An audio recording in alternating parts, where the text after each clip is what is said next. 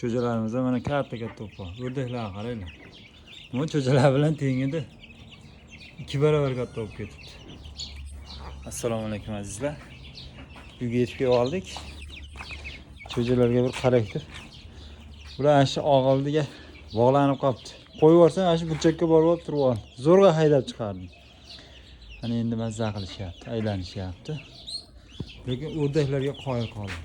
Mana men ketadiganimda o'rdaklar mana shuncha edi. Mana shu o'rdaklar mana shuncha edi. Hozir turishini qaranglar. Buni oq cho'jalar bilan teng edi. Oq cho'jalar ayasi bo'lib qolibdi bu. Juda tez katta bo'lar ekan o'rdak. Yana 10 ta olib keldik. 10 ta cho'ja olib kelib qo'ydik. Bu qizimni ko'k cho'jasi hali ham yuribdi.